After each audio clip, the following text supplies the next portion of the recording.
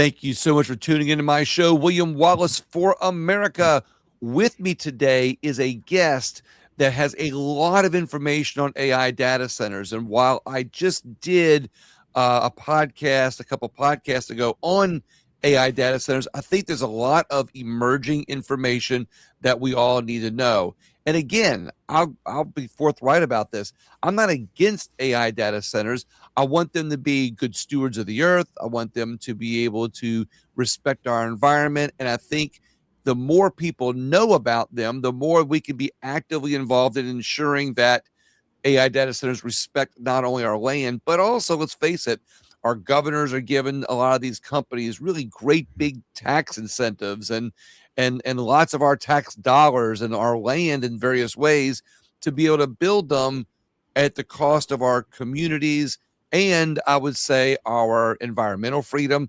But let's not be Debbie Downers about it. Let's find a way with this information that we're getting about these data centers to be able to make them good partners in our community, but also empower us individually. Because as you know, I'm a medical freedom guy that believes in how we are in control of our own freedom and not to give it away to, say, a pharmaceutical company or other companies that might manipulate us to getting into a system that takes our free will of our medical freedom away.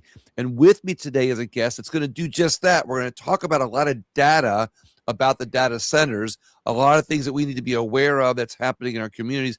At the same time, he's going to talk about things that you can do if you're worried about your health as a result of all of this, not only the data centers moving in, but as a result of all the electronics that are coming in. It's something that's emerging more and more in our community to be aware of. And I think Dr. Henry Ealy is going to do just that for us. Dr. Henry Ealy, thank you so much for being on there. I really appreciate you. Hey, thanks for having me, Braveheart. I appreciate this. I love it. I love it. I just look. I'm wearing a blue shirt. I don't have my face painted blue though. I got you. I got you. You scream freedom. A good bounce. I love it. Yeah, just make sure freedom. Just make sure you get that big one right there. We're all good. That's right. I just don't have my kilt visible. Right on. But then again, you know, doing the StreamYard, you can't see that if I have whether I have my kilt on or off. But Dr. Henry Ealy, what makes you an expert on the AI data centers? Let's talk about that a minute. God, what makes me an expert? I'm going to tell you the truth. I wouldn't consider myself to be an expert on the AI data centers. First of all, I refer to them a little bit differently. I refer to them as AI surveillance centers. I'm very concerned about that aspect of it. And I'm very concerned about the necessity for them. You know, one of the things that really has blown me away in my preliminary research on it, because this is a topic that, quite frankly, I didn't come into my sphere of interest until this year.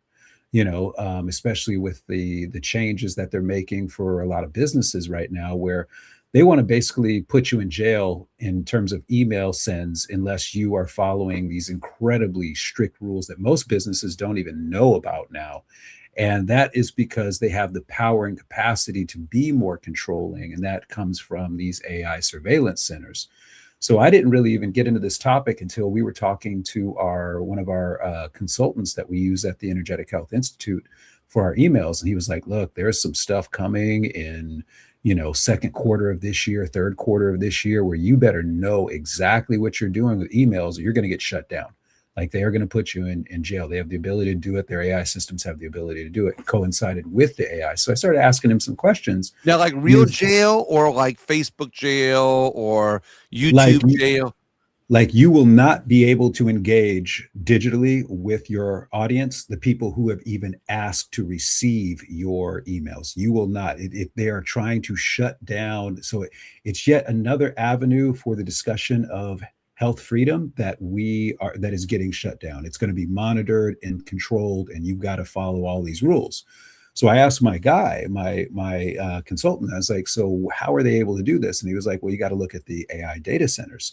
And I was like, so I started doing some research on them. And the big thing for me right off the bat that blew me away was this country has more surveillance centers either in production or already producing than all the other countries of the world combined, including China. And I know China is the big boogeyman, but it's really not close. The United States, from my research, is showing that we have over 5,000 AI Mhm. surveillance centers, either in production now or in development and pretty much authorized to go through it, especially the big one in Utah that just went through on a Friday. Of course, they're going to approve it on a Friday, Right. like they always do, right? When there's Right. something controversial. So you have the weekend to complain about it. And then Monday we have a whole news cycle, new news cycle. Right. Exactly.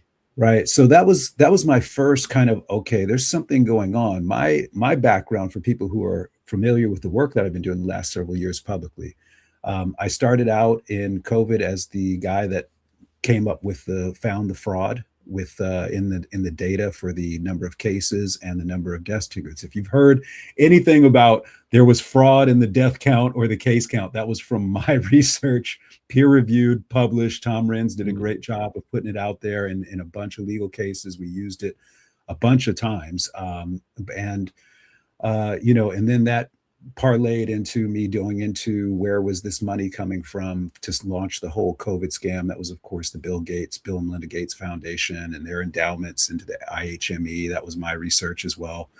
And then we were one of the first teams, not the first team, but one of the first teams to go through the PCR and the problems with the PCR testing and why that was. So we put all this peer reviewed out in 2020 and 2021, and then we started taking on the federal government in grand jury cases with the help of some great senators, to try and turn this whole thing around. A lot of people aren't aware of that. Some people are, but a lot of people aren't aware of that.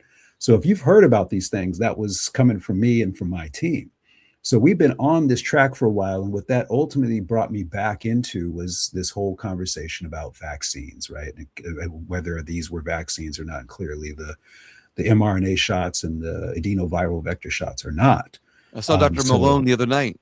yeah, so you start getting Yeah. these voices. They start coming out, and it's like, okay, there's something really wrong here. So the last year, I spent a lot of time with the Arcturus 2304 platform, which a lot of people haven't heard of.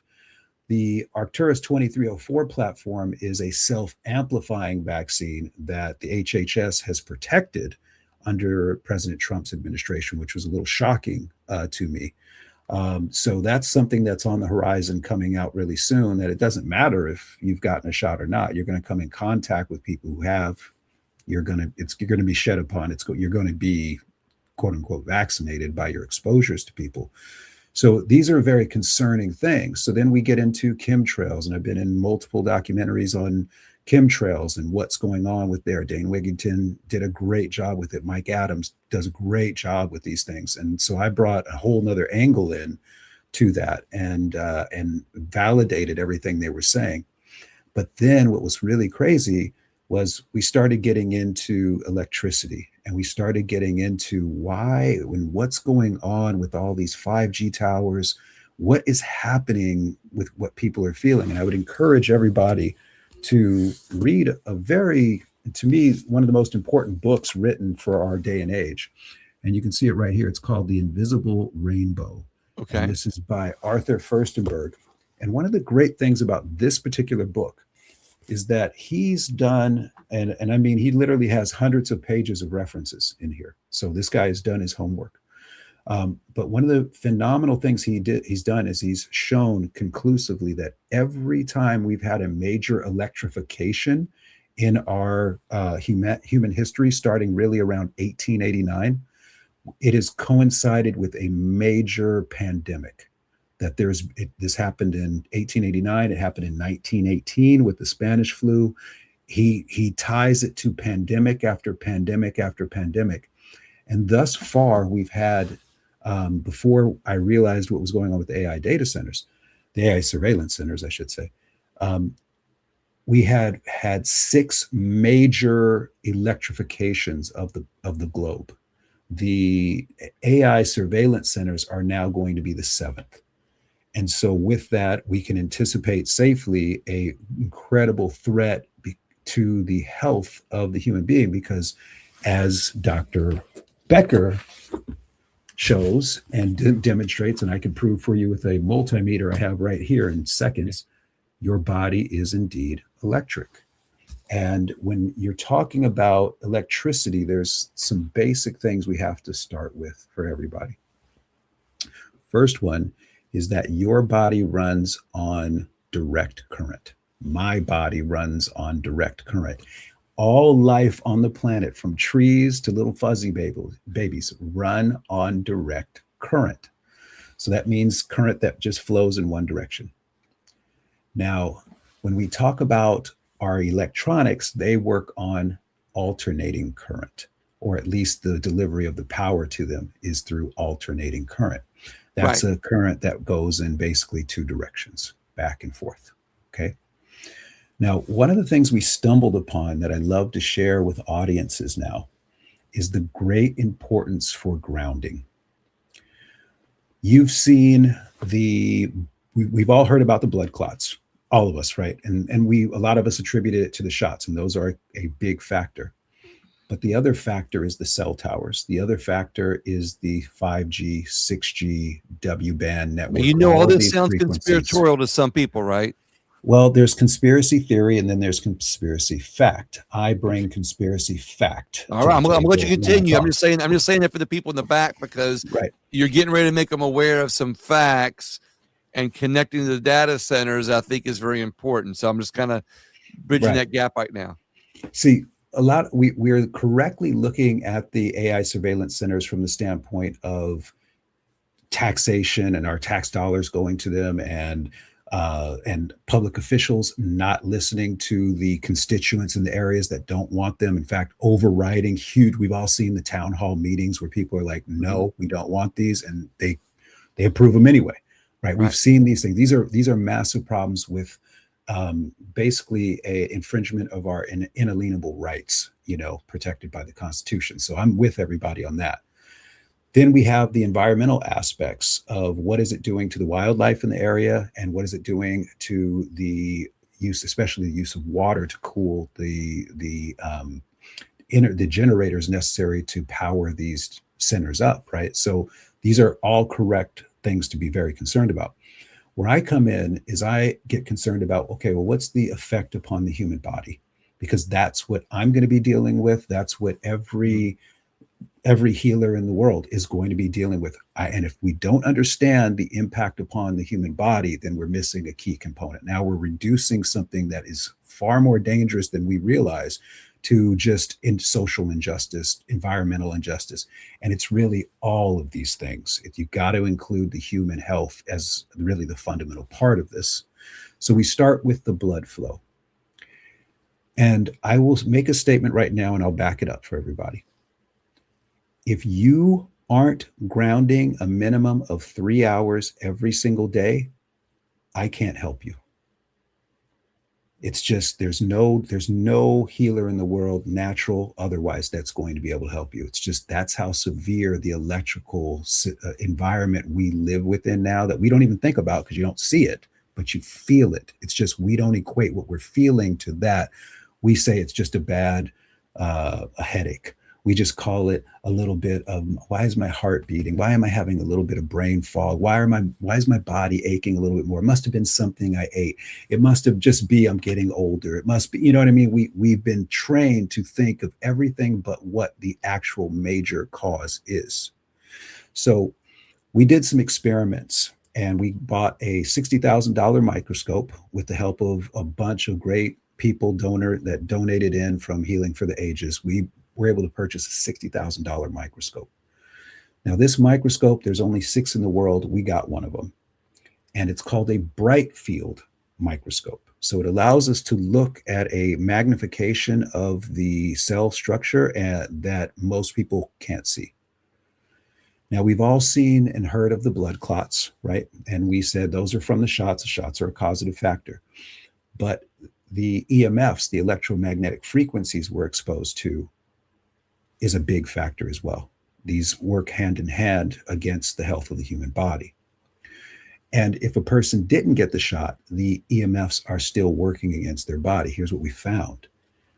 When you look at the red blood cells and how they flow, What's supposed to happen is one red blood cell is supposed to have negative electrical charge all around the outside of it. And this other one over here is supposed to have negative electrical charge all around it. So if they're floating in the same area, what's going to happen to them? They're gonna bounce off each other. Boom, they're going to bounce off. Now, that is a fundamental design by God of the human body and how life works that is essential to life. It's one of these little things that makes all the difference in the world. Why?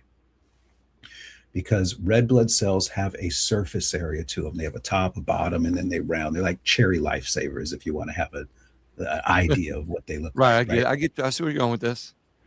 Now, that surface area is essential for the exchange of gases because the red blood cell is going to bind carbon dioxide, which is toxic to the system, and bind oxygen, which helps produce energy.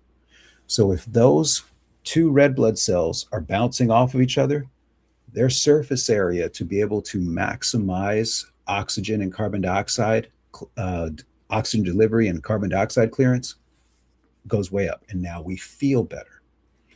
But when we're getting hit with electromagnetic frequencies, and we are at all times, I can prove it literally in seconds to you.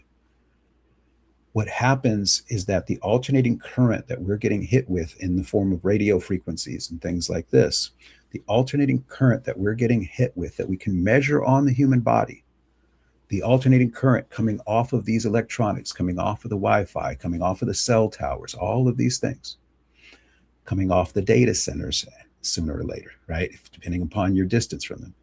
All of these things cause that negative charge on the red blood cell to break down. So some of it's negative, some of it's positive. As soon as you get some of the red blood cell negative, some of the red blood cell positive, what happens now is the red blood cells can attract each other. And when they attract each other, they get stuck like magnets together. Right. And when they get stuck like magnets together, what you lose is the surface area. And when you lose the surface area, you lose the ability to bind carbon dioxide for clearance and to grab oxygen and bring it in. So now the cells feel like they're building up carbon dioxide, which is very, very much like leads to lactic acid production, things like that, muscle aches, joint pain, stuff like that. Mm-hmm. And then what you get a deficit of is oxygen. So now a person feels really tired, fatigued. They just feel exhausted. They can't really explain it.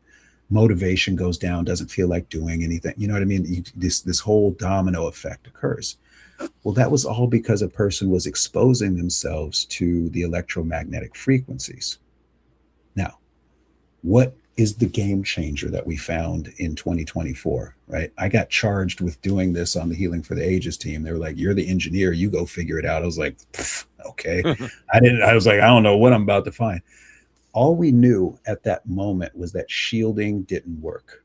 I had tested over $10,000 in shielding products. None of them stopped the EMF exposure to the human body. In fact, and we tested all the top ones. In fact, what they did in many cases, they amplified the EMF effect on the body. You're talking about the devices that people put on their phones, their computers, or Wi-Fi network to be able to. Okay, exactly. If it's shielding, I can tell you with 100% certainty it does not work. And I've taken a lot of heat from the shielding companies for that, but I don't care. I'm here for the people. I have to be able to show people what works because something was very alarming to me in 2020, 2021. Natural medicine that I had been accustomed to using, herbs, nutrients, things like that had worked all the time, weren't working with the same consistency and the same speed that they were before. And so I have to be able to explain that. Well, you look at the blood clots, you look at the red blood cells getting stuck together.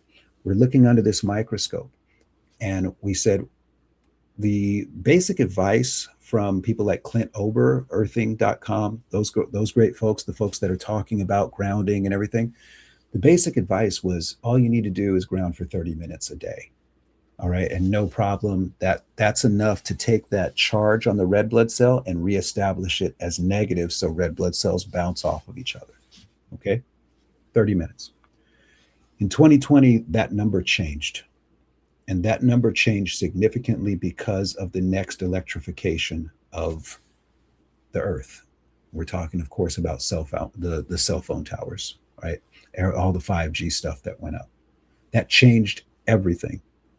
What we found in our studies with the bright field microscope was that the minimum amount of time for red blood cells to restore their correct electrical charge is now 3 hours.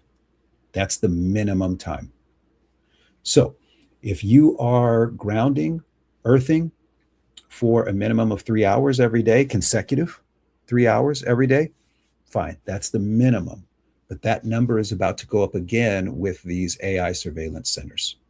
That number, and I don't know what that number is today. We're going to have to test. We're going to have to see, get some people and get some blood samples from people who live in those areas so I can kind of see just how bad their blood is really looking. We don't have those samples yet. But what that takes us to is this very important understanding. How can I reestablish the correct electrical charge on my red blood cells? That's the fundamental thing we have to be able to do. And so with that, we designed a grounding sleep system.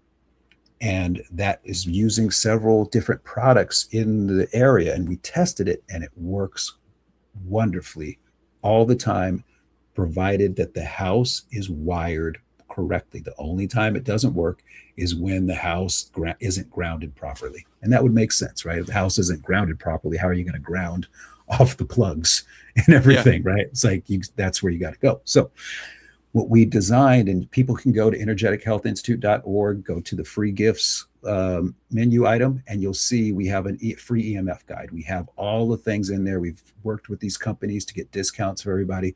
Why? Because this is that important, that you get into this daily habit is that important with what we're being exposed to and what we're about to be exposed to with these AI surveillance centers. So you keep saying, but we're about to be exposed to with the AI data centers. Mhm. So I think you've made the point, and which I appreciate and I love it to the listeners. I've always believed in this. My listeners might not hear it regularly, but I'm somebody who knows that we're electrical beings. I know that we are not only electrical beings, but that how important grounding is, how important different things are. I mean, look, I did a deep dive in the book called Dead Doctors Don't Lie. I don't know if you've ever That's read right. that. Yes, I've read it. Yep. Yeah. And when he talks about basic minerals that you get from the earth and how the healthiest societies are, these societies that live near the glacial runoff, and you hear about minerals, and then you hear about copper and the things, and you hear about the different things that you get from basic minerals and basic metals, and then you start reading about, of course, now we're connecting the data centers here more in a minute. I want to be able to focus on your knowledge of the data centers for our listeners, because a lot of people look at grounding, they go, that grounding stuff sounds crazy, but the research I've done and you've done, and just feeling what I've felt before from grounding for just a few times a week, I've noticed, hey, there's got to be some truth to this. Now you're doing something that I didn't expect. You're connecting us as being electrical beings to how we're going to be affected by data centers. I brought you on to talk about some of the information you've got about the data centers in general, and we're going down another rabbit hole, which I appreciate, which is, and I knew we were going down a little bit, but not this deep, so to speak, on how our bodies are being affected and what we can do, how we can exercise our medical freedom to be able to heal ourselves. And I think there's so much more out there than what as humans we're told about. We're told, we've been conditioned over time, and I'm going to connect something else in a minute here, that before the 1900s, we healed each other using natural things. That's right. There weren't of course modern medicine comes out, and we've got all these new pharmaceuticals coming out there, and if you have toe fungus, take this vaccine. If you've got the twitchy ear, you take this vaccine, and and side effects may include death, nausea, brain, whatever. But if you look at the timeline of how more and more people are now sick in our communities, we've got so much modern, like everybody talks about surveillance and modern medicine. Oh, it's modern medicine, or everybody gets surveilled, right? We're all ha ha ha, we're not doing anything wrong. But we look at how much sicker Yeah. society is Yeah. becoming at a time when we have data centers and chat GPT and all this great, we could go on our computer and we Google everything, and we could go to the pharmacist or the doctor and get a vaccine or a pill for every ailment out there. But our society is getting sicker. Well, then we You have know, to ask ourselves, what are those pills, potions, and shots really doing? diseases are on the rise. Everything is on the rise. So when my friends say, well, that's modern medicine. We've got modern medicine. We don't heal people with hemp and turmeric and grounding anymore. That's what they did back, in the, and I'm like, but we got modern medicine, but we're sicker. And look, don't get me wrong. Again, I'm not going to completely diss Sure. or disassemble or criticize modern medicine, because there's a place for a lot of it. And just like I'm not going to criticize the data centers. And look, we all have cell phones. We're on the computer now.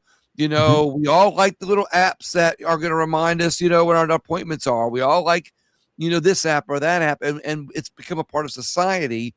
Which my question for you is, are you saying we just go all on electronic, get rid of the data centers, get rid of the cell phones? Or I'm going to ask the obvious, are you saying there's a way to keep those things in your life, but also to be in control of your own health and do things that will counteract these new electronic ages that are on the rise? Oh, it's such a great question, and thank you for posing it, because it's one that gets us out of the world is crumbling around us and into this is what's happening. Here's a solution, something we can do about it. The first thing I always say, and I have no love or respect for the pharmaceutical industry, none. I make that very clear about that because I want to be able to express my biases to people, and you can decide where you fall on these things. But I've seen too many people killed, too many people that I love killed. I've looked at the data too extensively. I understand the grave nature of what happened with the Flexner Report in 1910, funded by the Carnegie Foundation and funded by the Rockefellers later as well. I understand the history of what their intent was, and I have too much knowledge of the Operation Paperclip and the combining of all of these things. And what I'm learning more now is just how much these people knew about nutrition and why they wanted to bury nutrition and take it out of all the medical curricula. So there's definitely something very destructive that's gone on. That being said, where do they shine? Emergency medicine. If you're in an emergency situation, you're not coming to talk to somebody like me. You're not doing those kind of things. You're going into an ER, and those people are going to probably save your life when 150 years ago you would have probably died or been in a very bad situation. So you give credit where credit is due, but I would never trust them with chronic care. And I would certainly never trust them with the deep understanding of how the body is really divinely designed. They just don't, their curriculums don't support it. And that's sadly intentional. It's not necessarily the doctor's fault. That was set in motion way back a long time ago, over 100 years ago in 1910. Now, what you start looking at, though, is this. What can we do? Because there are great things about technology. You and I get to talk from very distant places in the world and share, knowledge from our hearts for the betterment of all. We get to do this because of this tech. My entire school is online, so I'm not going to be like, shut it all down, Yeah. shut it all down now. Like these are foolish things, right? It's awesome to be able to flip through like at night. I'll be on social media. My great enjoyment on social media is I like to go watch funny dog videos, where the doggies are just, acting up or The ones that or are getting driving into cars something. and crashing. Right. There was this cute doggy video that the woman had just harvested like 80 watermelons, and this her doggy couldn't help himself, and he took a little bite out of almost every single one of them, and then she caught him, and he was like, "Oh, I didn't do it," and she like lifts up his front lip, and there's all this brine and stuff in it. You know Yeah. what I mean? It's like, yeah, that's what the internet is for. Bring us together, make us laugh. Music, right? We have unfettered access to music. This is great. So what we say is, how do we use this technology in a way that's still in harmony with how our body is designed to work? And this is where grounding comes in. If you sleep at night, most people are going to get more than 6 hours of sleep a night, or at least try. If your body is in contact with a bed that is grounded, not just by the sheets, because the sheets break down, but by a grounding mat underneath it. See, this is the big game changer that we did for a lot of people. Most people who are using grounding sheets on their beds, even the top quality grounding sheets, they break down by month 3. So this is a very expensive thing. If you want to buy a new grounding sheet for for your bed every month, be my guest, but that's expensive, you know. But if you put a grounding mat underneath your grounding sheet, something amazing happens. Even as the grounding sheet begins to break down, because you have a grounding mat underneath it, it doesn't matter that there's small little micro breaks in the grounding sheet. The grounding sheet will still function beautifully. All right. And we've been testing this for now over 2 years. We have sheets that we bought in 2024, early 2024, that are still performing today. That's unheard of with this stuff. So it's understanding how to make little tweaks. And when you're grounding now while you're sleeping, what's happening? Your red blood cells are restoring that electrical potential around them. So they're bouncing off. And now you wake up feeling charged and refreshed, because you also did something else. You took the lessons from those people who live near the glacier runoff. And what are they putting? What's going into their body from their water? Minerals. Well, what do minerals do in the body? They are biocompatible, meaning they're friendly for your body, and they conduct electricity. They are semiconductors.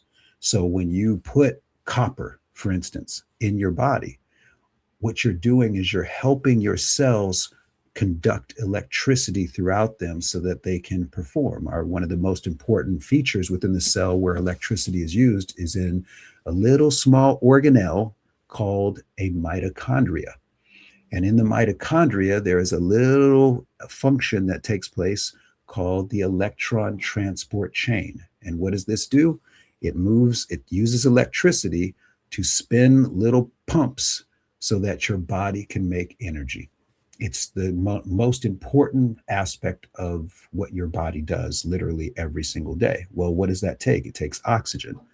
And if you're not delivering oxygen to that process, then you're going to have less energy production. You're going to feel tired. Well, what would make that happen? Why would you get less oxygen to your mitochondria? Because your red blood cells are stuck together because you're in an EMF field, and they're just now clumping all together. So they're not. You see, there's a cause and effect to all of this. Right, I get it. So now to take it into the AI data. So let me give you a couple stats here on here. Some stuff that I found that is kind of interesting. This love giving credit where credit is due. It's something we don't do enough of in these interviews and everything. I just saw an interview with Peter McCullough, and Peter and I talk. I haven't talked in a while, but we especially talked a lot in 2020. I've had Dr. McCullough on my show about 6 times. He's super smart dude, super good dude, right? And one great researcher, phenomenal researcher. Okay. Nick, who works with him, if you're not following Nick, you should. Nick does such a great job with the McCullough Foundation and sharing research out there. But I was just watching an interview with Peter, and he was talking about nicotine and why we should wear nicotine patches. Well, Dr. Brian Artis came out with that. I mean, it'd be nice to just give a little shout out to Brian on that one and be like, yo, yeah, and Brian you know what I mean? Like, yeah, we can do this, right? So let me give some credit here. So this first one comes from, and this is about this is called from a site called Ethical Geo, and it's from a writer. The author is Charlotte Jennings. Here's what she says for people. Are we back on the AI data centers now? AI surveillance centers for me, data centers for you. Who cares? Yeah, I love it. Yeah. Okay. She says, cloud computing is drying out our rivers, lakes, and oceans. The average 100 megawatt data center consumes about 200 million liters of water a day. 2 million liters of water a day. This isn't an Wow. average one. We're not talking about the one going up in Utah. Okay. We're talking about average. Okay. And then if you're in the United States and you're talking about average and you have over 5,000 of these AI data centers, that is over, what is that? My God, let me do some quick math. I So didn't even do here's the this. thing, though. Are they when they well? I'm just going to be, like I said, advocate for the other side here. When they release the water, they're putting it back into the environment, so we're not losing the water, right? Well, what are you putting back in? See, You tell it's not, me. it, That's well, why I here we brought you go. on, because I know you had some good Okay. facts. I was giving you the layup. Okay. So in just amount, what we're talking about here is you're talking about 10 billion gallons of water a day for this. All right. That is, I don't care who you are, and it You doesn't take a multiplied it genius to by figure out. the number of data centers in America. Right. Just on a loose one, and that's a little underestimate, but 10 billion gallons of water a day. Okay. It doesn't take a genius to figure out that's not sustainable. Okay. It's Right. just on a volume level, it's not sustainable, which means that these data centers, if you want to call them that, would need to have some ability to recycle the same water they're using over and over again. What are they using it for? Cooling. However, their system that they're using is an evaporative system in most cases, which means they have the water come in and it cools the server down, and then it Yeah. evaporates up anyway. So now what you have is waste going up into the atmosphere. Well, what's some of this waste? What are some of the chemicals and some of the compounds that are being exposed? We'll come to that in a second. All right. But now you're talking about the immediate harm to the communities in which these are being built. That's a big concern for the people, especially within about a 12-mile radius. Okay. Back in the 70s, they called it acid rain. They would call it, we have all these great names to try to convey an idea that this is bad, Okay. to people, right? So a little bit more that she says here. The 2 million liters of water a day is equivalent of the water consumption of 6,500 American households. So multiply, that's one. So multiply that by five. What are we talking about? We're talking, 5,000. 5,000 times 6,500. I'm a math nerd. Just let me be my math nerdiness right now. 65 right there. You're talking about 32.5 million American households. This is every day. You're talking about the current amount of AI surveillance centers we have in this country are equivalent to approximately 32.5 million homes in terms of water usage. It's just clearly not sustainable. No.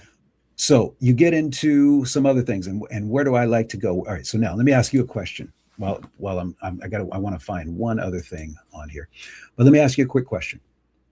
If you want to get the truth on anything, where do you go for that information? If you want to get the real truth and know what's going on, AI. I disagree.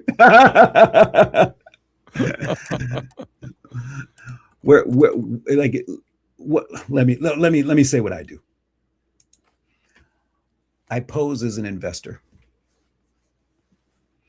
If you want to find out what's going on in any industry, vaccine industry, AI data centers, tires, whatever you want to find, if you want to get to the truth of what's actually going on, go and pose as an investor. Ask the questions not as a social justice, environmental justice, health freedom justice advocate, because you won't get the truth. Act like you're going to put money into that system, into that industry. And what you start getting from companies is you start getting prospectuses. You start getting what they anticipate their growth to be, because they're trying to sell you to convince you to invest your money. And now you start getting to the truth. So this next place, we're going to read a couple things on. This comes from, this is the ALLABOUTAI.com. I don't know how to pronounce that, so I'm not even going to try. But it's an article, and it looks like, and I don't want to butcher her name, but I can't pronounce her name either. Midhat Tilawat. And the title of this article is AI Data Center Statistics in 2026, the $200 billion revolution in global infrastructure. All right. So we're talking about an industry that has exploded on the planet. Let me read a couple of stats for you on this. 2024 AI data center investment soared to an eye-popping $57 billion, with projections surging beyond $200 billion annually by 2030. That's only a couple years away, everybody. This market is growing at an extraordinary 28.3% rate, outpacing the 11.24% growth in traditional data centers by a wide margin. This report dives into the AI data center statistics, blah, blah, blah, blah, blah. Curious about the most jaw-dropping stat? Here you go. By 2030, AI training workloads are projected to consume up to 70% of the global data center capacity. What does that mean? All right, what did that sound like to you? Let me read it one more time. You tell me what Sounds this like a sounds lot of like to data you. storage. By 2030, AI training workloads are projected to consume up to 70% of global data center capacity. Training. What is that? So what's being trained? I don't know. AI is being trained. What is it being trained with? Our data. This is their surveillance system that they admit to. Right. How did I get to that? Because I posed as an investor, not as somebody who wanted to fight the system. I posed as somebody who wanted to put my money into this system. So basically, and I've always said these AI centers are data collection centers. Mm-hmm. You know, I mean, I call them AI centers just so people know, but they're collecting our data. Look, you know, I'm getting ready to, have another show where, I talk about the cameras, the flock cameras that are they're going up all over the place. These different cameras that are being put up in cities and states, and the companies are putting up at no charge. Here, city, we're going to give you a camera system that's going to help you, fight crime, or to help you monitor traffic, or the case may be. But those cameras, all they're doing is collecting your data, and they're sending it to the data centers, who are in turn storing it. And I never realized or never thought about this way, but basically our data is training an AI system for what? What are they going to do with it? To replace us. Look, I don't enjoy this message. So why would humans develop a system that's going to replace them? First of all, humans aren't developing a system to replace. We're the average me and you. We're not developing this system for this. We would never pay for our own replacements. No person on this planet is that stupid. Okay. What you have to understand, this takes you into this. You have to go into now history. What's been the biggest threat to the control that all rulers throughout time have ever really sought? What's been the biggest problem? The control of the workforce. You see this if you go all the way back as far as Egypt. You see this. What's the big problem with the pharaohs? How do we control the workers, the slaves? How do we control them? Because they were building the pyramids, right? Well, that's what we've been told. That's what we've been told. But the idea is that if you can control the workforce to do what you want to do, that's, of course, you're going to take any measure you can do that. So this is where they would throw off the calendar to decide when they needed a famine. If you throw off the planting calendar, there's going to be less food. So now that's going to lower reproduction. These are crude ways of doing it, but they knew how to do it. You get to today, and now they feel they have the technology with AI and with robotics to replace the workforce. Now, if you're going to replace a workforce, what do you need to do? Significantly diminish the population. This is where you start to get in the published readings on Agenda 2030, Agenda 2075, and so forth. Now, these are conspiracy theories. No, conspiracy theory is a term developed by the CIA to paint people who are actually reading and asking questions as crackpots. When it's just like, here, let me show you what they're saying. This is Right. published. It says 20 Agenda 2030, Agenda 2050, Agenda 2075. They have agendas, and those agendas include, and ABC News in Australia published this, include a expected, and meaning they're creating this decline, significant decline in population by 2075. Well, how do you do that? Chemtrails, geoengineering, anybody? How do you do that? Making sure everybody's sick, and then when they go to medicine, they go for medicine. What do they get? Things that make them more sick. And we're paying for these. We're paying for our own demise. You start doing things like that, and you never talk about the things that are actually really contributing, like the electrification and its destruction of how the body works. Now, that being said, okay, because we could go down a hole and have a whole nother show on the history and some of this and the years and all these other things. But what I do is I ask a lot of questions. I have am just insanely curious about what's going on. And usually it leads me into dark places, places where you're like, how could anybody be so cruel? How could anyone try to encourage this much suffering? Well, what you have to understand is this isn't about what we and how we would see the world. That's how a good person thinks. What we're actually looking at is a person who sees themselves as a ruler. And as a ruler, what are they seeking? Control. Control.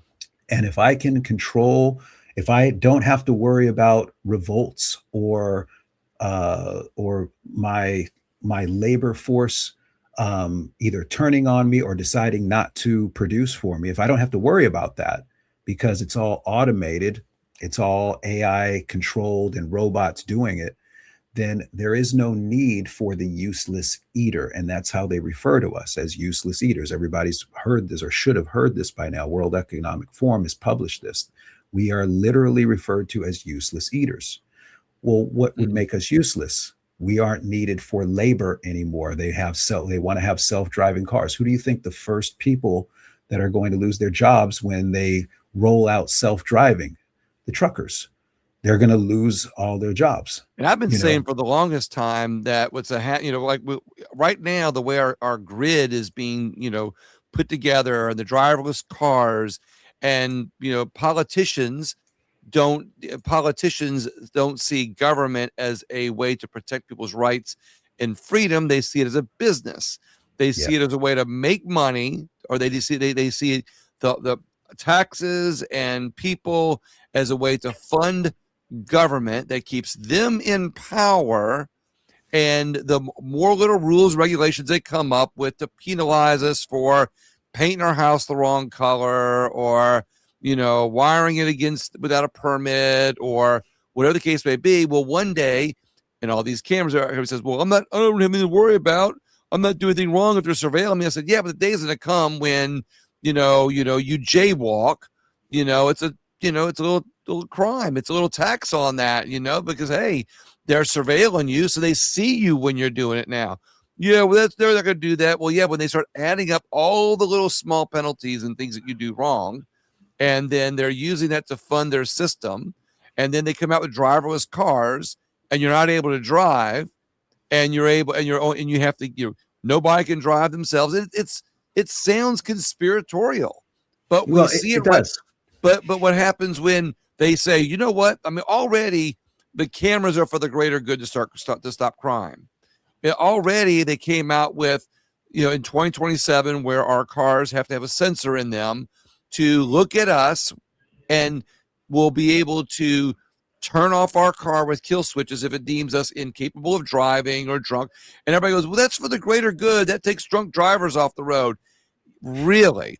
Well, what are you going to do when they say, you know what, we're going to ban human driving because there's just too many accidents on the road, too many people get killed, the computers are going to do it, you'll still own a car, and then you get in, but if you're not paying your tax, there's a kill switch. I mean, it sounds like 1984, but I remember when I read the book in 1984, read Mhm. 1984, 84, it all sounded crazy. And now you're going, wait a minute, surveillance is something that well, I'm not doing anything wrong.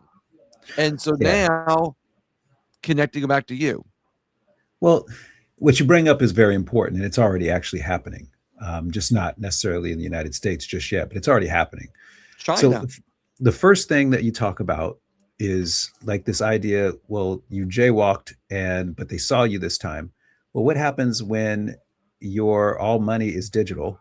What happens when you do that? You're automatically fined and you didn't even realize it. What happens when you get fined for something you didn't do because they have it on an AI generated video that looks like you, right? You can get accused of anything and they can take you out whatever they want. It's just again, it's a tightening of the control And if mechanisms. you don't obey the Yeah, system will be trained to take you out.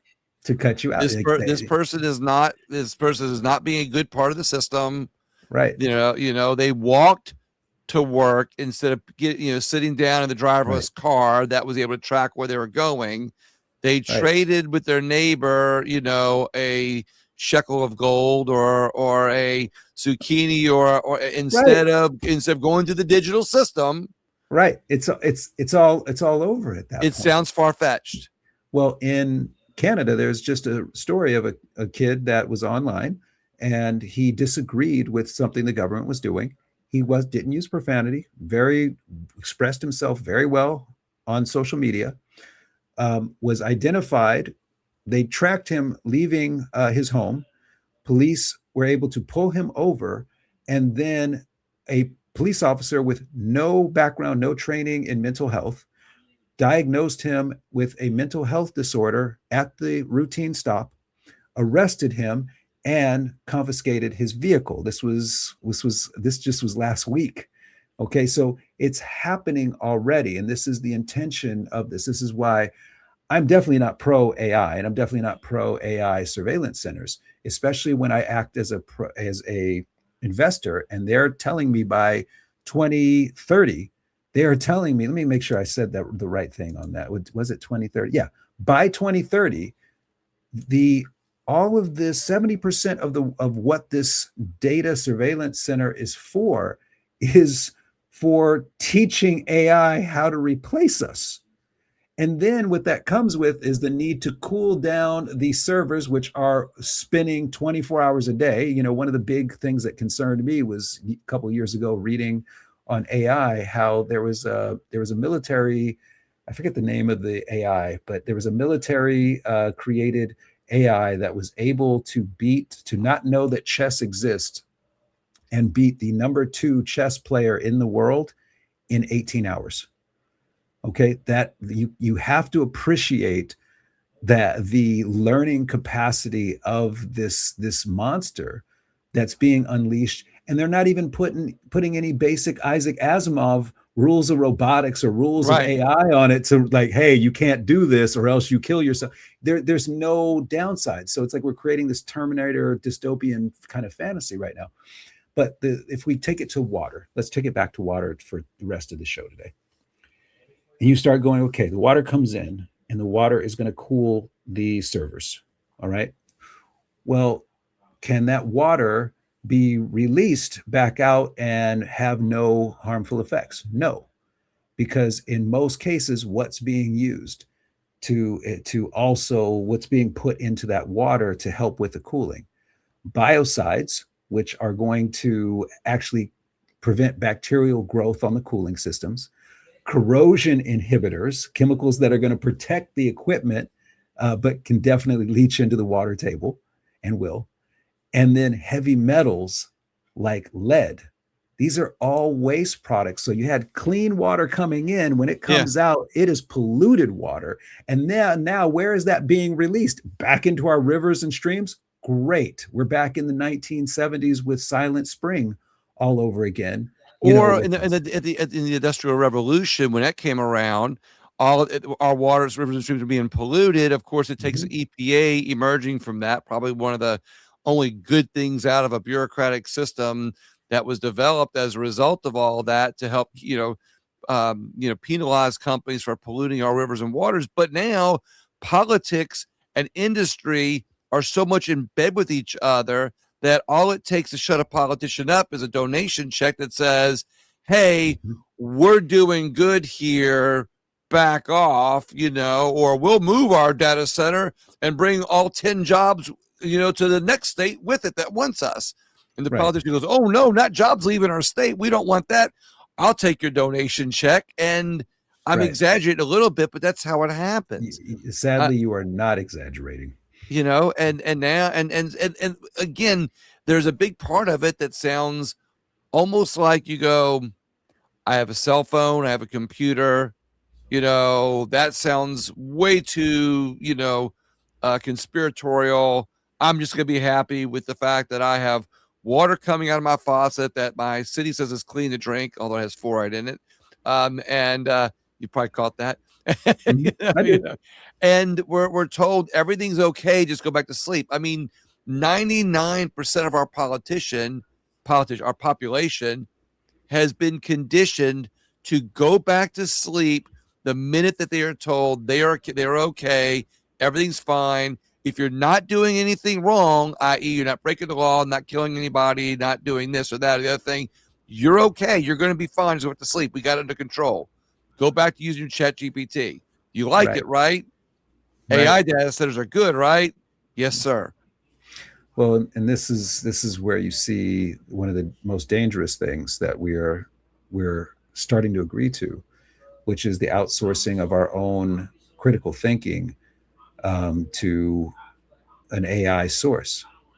Now, it's not just that there's, at one point, if you remember just a couple of years ago, we were lamenting, especially in young people, the inability for them to critically think, that critical thinking and critical thinking education had been removed from the curriculum and from their education. Well, now it's what do we see everybody doing? AI said this. Everybody just goes to, when they put something in, what's the summary that they're using? Well, you have to ask yourself, where is AI getting that summary from? Was the information accurate? We have a saying. I used to be a computer programmer. We have a saying: garbage in equals garbage out. If the information that is being supplied to AI is false, fraudulent, fabricated, then what you're going to get is false, fraudulent, and fabricated. And then people are going to just keep regurgitating that because they didn't do their own research. That's why I'm such a big fan of reading actually printed books. I don't like reading books that are digital, because those books can be modified. We had cases of this going on in California in 2021 and 2022, where people were seeing that everything was digital in the court system, in the legal system, and when they did a filing, they would get a copy of their filing, and their filing would be changed, their filing would be modified. So these are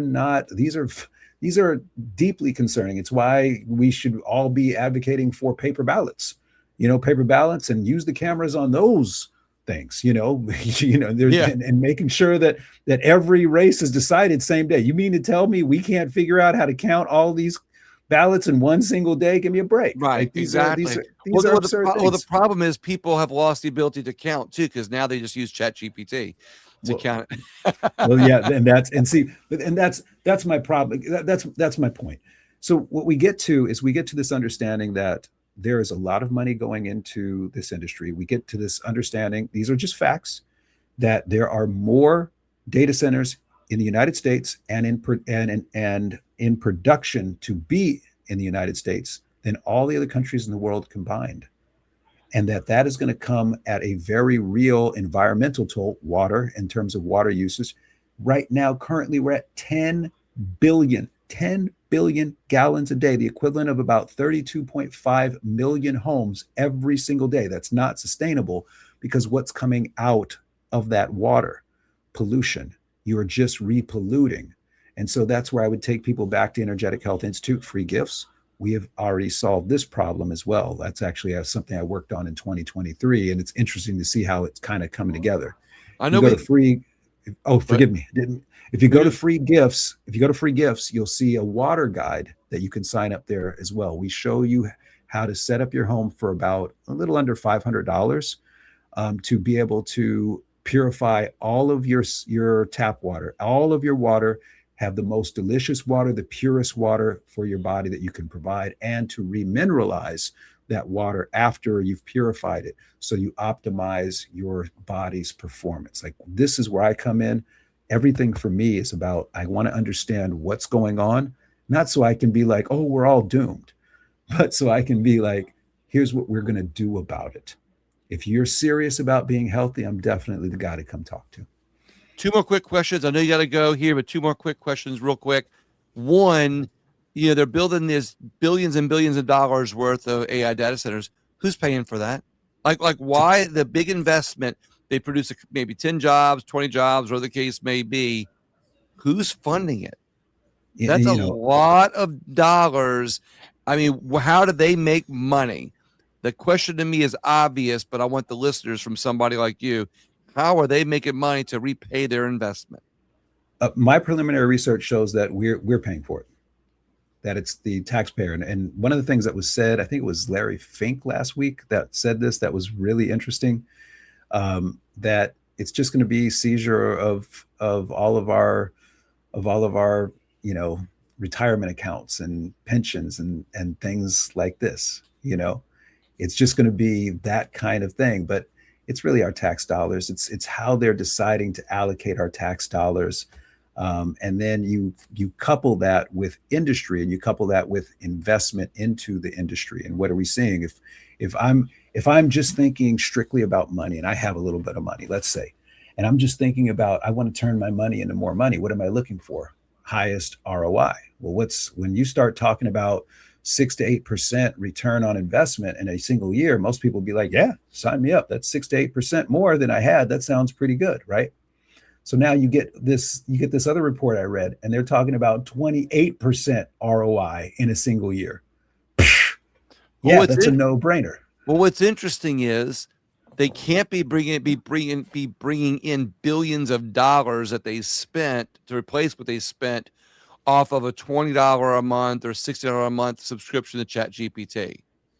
There's Well, just this is the bait and switch on that for sure. Like, we're going to give it to you free, and then you come dependent on it, and then we'll start charging you for it to have access to it, right? Or access to a better right. version of it, right? That's the classic bait and switch. There's nothing new there. What I'm more referring to is, what you're seeing is a clear alliance right now, with government, and that's the thing that concerns me. This isn't Mark Zuckerberg going out for the data center. I think it was either in Georgia or Florida that he built. This isn't him going out and saying, oh, I'm going to use the money I've made off of Facebook to fund it myself, and it's privately owned.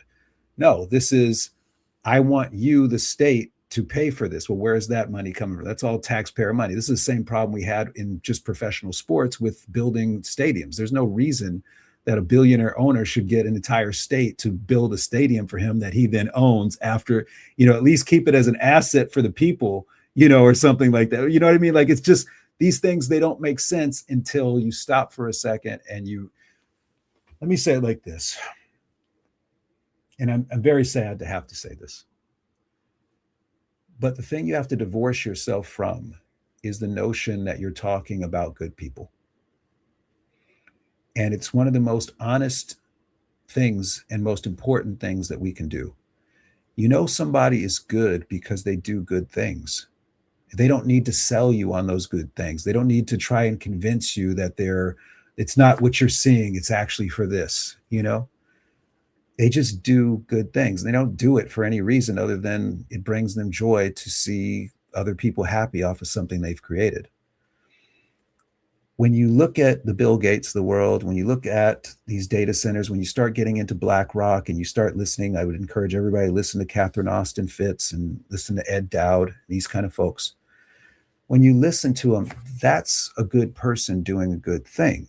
They've done their research, and rather than it just bury them in despair, they said, I'm going to do everything I can to put what I've learned out there for people to consider. That's what a good person would do. But if what's happening is a person saying, well, this is all China and China is launching a big attack on us, when it's really just two girls in Utah that are trying to protect their home, well, that's not what a good person would do. That's what a greedy person would do. And as soon as somebody, to me, I've always looked at greed as a mental illness. It's never diagnosed as such, but it's always harmful to people around. People always suffer when there's somebody that's greedy around, but we don't look at things that way. And this is one of these opportunities for us to start redefining how we see ourselves. I go to great lengths to protect my privacy. I go to great lengths to, when I'm driving on the road, protect my privacy, to the point where I have blackouts almost on my windows. I have, I have covers on my license plates where people can't read them easily, and it's intentional. It's intentional to protect what I feel is mine, what I know to be my inalienable rights. One of those is the right to privacy, and one of those means the right to not be surveilled by a government that might use that against me. What I'm going to tell everybody is right now is pretty point blank. It doesn't even really matter anymore with that kind of stuff, because they can create whatever false AI video of you doing whatever horrific thing and pull you off the streets now. That's where we're at. So for me, what it becomes is, if I understand that, how much of my peace and serenity do I want to continue to give to this? Well, I can either focus on learning about what they're doing so I can learn the solutions to share with good Americans, good people all around the world. That's what I've chosen to do. Or I can fall into despair based upon what I've learned. And what I'm going to encourage your audience to do is to understand there are significant threats. Let's not kid ourselves. But that doesn't mean we have to succumb to the despair of those significant threats. We can still be beings of light living in this world and bringing joy and love into it, and let those dark things consume themselves, because they ultimately will. As you saw with water alone, it's just not sustainable. What their approach is, their water's going to run dry, and the data centers will run dry. They got to figure something else out. Right. What we have to do is make sure that we don't get run over in that process of them trying to figure something else out for it. And that's where somebody like me comes in. Humanity survives. Yeah, yeah. One last question, and I'm only being quick because I know you got to go. But I ask everybody this last question, and my audience knows what it is. Where are we losing freedom the fastest in America? Within. We are not spending enough time in prayer, and we are not spending enough time in meditation, and we are surrendering the freedom of our own choice, and above all, our own choice of how we see the world. And I see this very much every day on social media when I go on for a few minutes just to kind of check in, take a look around. All I see is despair after despair after despair after despair. It's why I love doggy videos, because there's no despair in a doggy video. Typically it's just a really beautiful, funny kind of thing. My encouragement to everyone is to spend more time from the moment you wake up in meditation, in prayer, in a conversation that's about you getting in tune with what is going on within you, so that you can make the choice of how you want to see whatever it is that you're going to come in contact with that day. And my encouragement would be to make the choice to see it with eyes that have love in them. Because when you make that fundamental choice to see everything around you with eyes that have love in them, what you see transforms instead of what you are seeing transforming you. And so that's where I would say we're losing the most freedom within. Wow. I absolutely love that. I got to tell you, you've been probably one of my favorite guests here, in a while. I mean, you certainly have a not a lot of great information, but a lot of good inner peace. And I thank you very much for that. But I'm gonna close out the show, If you just hold on for 1 minute, for 1 second, please, while I ask everybody to please share the show. Please not only share the show with somebody else to get informed on the data centers. I mean, we talked about granting in the beginning, but it's so much more than that. It's more about finding what your inner peace, finding where you can hold on to your freedom and hold on to your health, and do it in ways where we can help others. And that's what this most important thing that we can do. And we can do that by sharing the show. Thank you so much. And we'll see you here on the show next time at William Wallace for America. Have a great day.